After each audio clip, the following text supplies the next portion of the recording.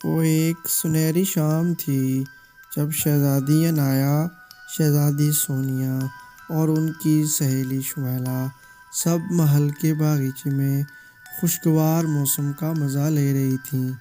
شہزادی عنایا اور شہزادی سونیا شمیلہ سے بچپن کی دوستی تھی۔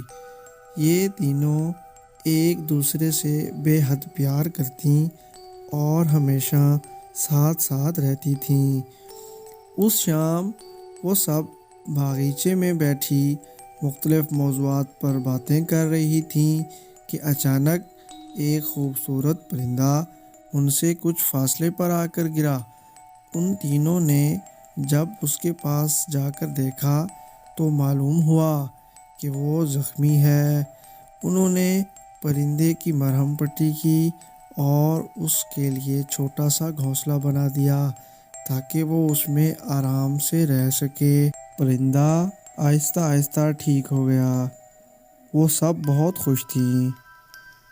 انہوں نے پرندے کے سر پر نرمی سے ہاتھ پھیرا تو وہ اچانک ایک خوبصورت پری کی شکل میں بدل گیا۔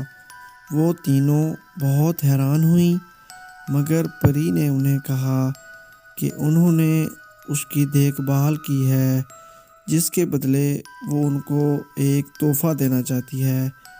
پھر اس نے اپنی چھڑی گھمائی تو اس کے سامنے ایک لال پوٹلی نمودار ہوئی۔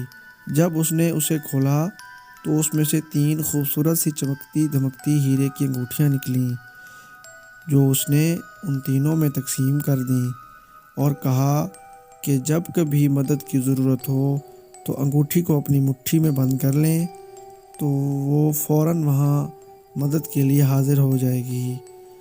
وہ تینوں یہ بات سن کر تھوڑی حیران ہوئیں، مگر پھر انہوں نے سوچا کہ اس طرح تو اس کی ہر مشکل آسان ہو جائے گی، تو انہوں نے پری کا شکریہ ادا کیا اور محل میں چلی گئیں۔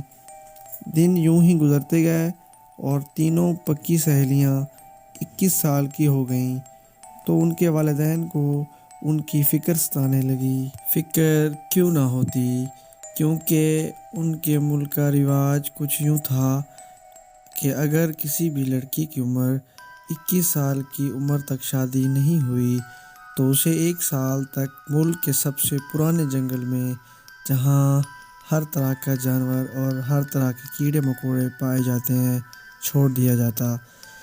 وہاں اپنے گھر کا کوئی سامان بھی نہیں لے جایا جا سکتا تھا۔ سب اسی فکر میں مبتلا تھے کہ اچانک چند آدمی آئے جو زبردستی شہزادی سونیا اور عنایا کو ان کی سہیلی شمیلہ کے ساتھ جنگل تک لے گئے۔ وہ تینوں 3 الگ الگ سمتوں میں جائیں گی اور کوئی نہ کوئی راستہ ڈھونڈیں تاکہ اس جنگل سے باہر نکل سکیں۔ آخر تینوں کے راستے جدا جدا ہو گئے۔ پھر 1 گھنٹہ چلنے کے بعد شہزادی عنایا کو شدت سے پیاس لگی۔ اس نے سوچا کہ اب میں پانی کہاں سے ڈھونڈوں گی۔ اچانک ہی اسے یاد آیا کہ وہ تو جب چاہے پری کو بلا سکتی ہے، تو اس نے فوراً اپنی انگوٹھی اتار کر اپنی مٹھی میں کس کر پکڑی تو ایک زوردار جھٹکا ہوا اور پری وہاں آ گئی۔ اس نے شہزادی عنایا سے پوچھا کہ کیا کام ہے، تو عنایا نے اسے کچھ بتایا۔ پھر پری نے مسکرا کر عنایا کی طرف دیکھا اور وہاں سے غائب ہو گئی۔ شہزادی سونیا ایک پیڑ کے پاس آ کر رکی ہی تھی کہ اچانک کسی نے اس کے سر پر ہاتھ پھیرا اور وہ بے ہوش ہو گئی۔ ایسا ہی کچھ شمیلہ کے ساتھ ہوا۔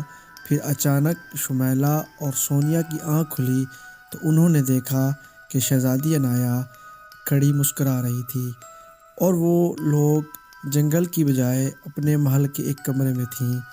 ان دونوں نے حیرت سے عنایا کی طرف دیکھا تو اس نے بتایا کہ اس نے پری سے کہا تھا کہ وہ ان دونوں کو اس کے پاس لے کر آئے اور پھر انہیں چپکے سے محل کے کسی کونے کے کمرے میں چھوڑ دے جہاں لوگوں کا گزر نہ ہو، اور ان دونوں سونیا اور شمیلہ کو بھی اس بات کا علم نہ ہو، ورنہ وہ ڈر جائیں گی کیونکہ سونیا اور شمیلا جادو اور پریوں سے ڈرتی تھیں۔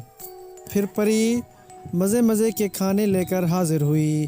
اس وقت سونیا اور شمیلا کا ڈر ختم ہو چکا تھا۔ پھر انایا نے پری سے کہہ کر ملک کے اس رواج کو ختم کروا دیا اور پھر سب لوگ خوشی خوشی رہنے لگے۔